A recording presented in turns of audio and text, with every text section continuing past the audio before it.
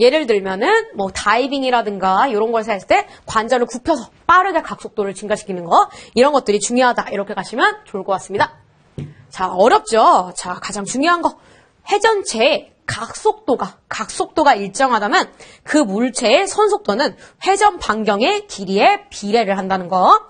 두 번째, 회전체의 선속도가 일정하면은 그 물체의 각속도는 회전 반경 길이에 반비례한다는 거. 자, 배구의 서브, 그리고 회전 이렇게 다이빙 같은 거, 이런 거 했을 때 잘 생각해 보시면 어렵지 않게 이해가 되실 거라고 생각합니다. 이렇게 해서 인체 운동과 선속도, 각속도의 관계에 대해서 알아봤습니다. 다음은 더 어려운 거 나올 거예요. 운동역학에서 스포츠의 적용에 대해서 할 건데요.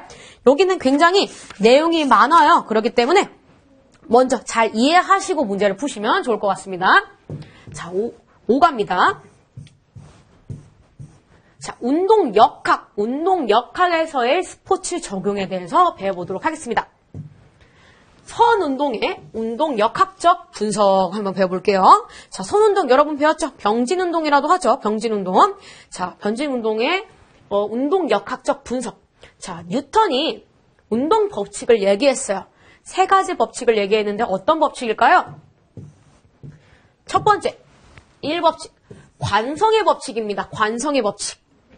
원래 운동 상태를 유지하려는 속성입니다. 우리가 전속력을 달렸어요. 자, 마지막에 꼬린을 딱 해서 바로 멈추는 사람 있었을까요?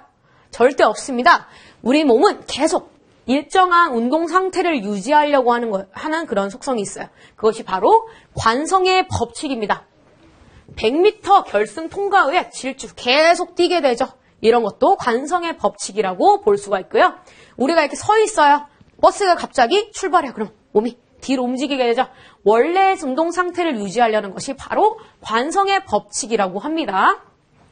관성의 법칙은 속도 곱하기 질량이에요. 즉, 질량이 크면 관성이 커져서 안정성을 강화할 수가 있습니다. 즉, 쿼터백, 씨름, 레슬링 이렇게 질량이 큰 그런 운동에 굉장히 유리하겠죠. 빠른 방향 전환이 요구되는 배드민턴의 경우에는 굉장히 불리하겠죠. 축구처럼 갑자기 빠르게 방향을 전환을 해야 되는 경우는 굉장히 불리할 수가 있겠습니다. 정지 상태의 관성력은 물체의 질량에 비례해서 관성의 법칙이 나타나고요.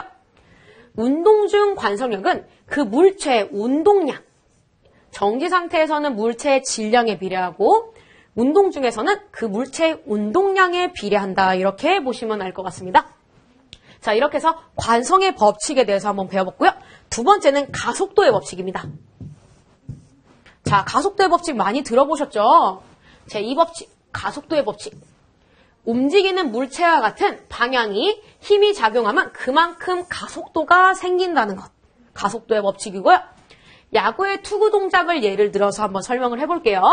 공의 방향과 일치하는 방향으로 힘을 가속할 수 있는 것. 그것이 바로 가속도의 원칙입니다. 큰 볼링공이 충격량이 크겠죠? 작은 볼링공보다는 운동에 유리한 건 뭘까요? 자, 가속도. 빠르게 가면 더 멀리 갈 수 있겠죠? 즉, 멀리 뛰기. 높이 뛰기도 더 많이 빠르게 하면 더 좋을 수 있고, 배구, 야구, 배구의 스파이크 이런 것들이 가속도의 법칙이 굉장히 유리합니다. 자, 근데 불리한 경우가 있어요. 자, 축구에서 빠르게 딱 정지를 해야 되는데 가속도의 법칙 때문에 움직일 수밖에 없죠. 이럴 경우는 좀 불리하고요. 스파이크 후에 스파이크를 강하게 했어요. 바로 네트가 닿으면 안 되죠. 그래서 바로 이렇게 했을 때는 가속도의 법칙이 조금 불리할 수도 있다. 이렇게 아시면 될 것 같습니다. 자, 3법칙은요. 작용과 반작용의 법칙입니다. 작용과 반작용의 법칙. 이것은 무엇을 의미할까요? 크기가 같고 방향이 반대인 힘을 작용. 농구의 리바운드, 스타팅 블록, 띵뛰기의 발 구르기 같은 것이 내가 작용을 하면 반작용으로 튀쳐나오는 것들. 이런 것들이 바로 작용과 반작용의 법칙이라고 할 수가 있겠습니다. 자, 이렇게 해서 제3법칙, 제1법칙은 관성의 법칙, 제2는 가속도의 법칙, 제3은 작용과 반작용의 법칙.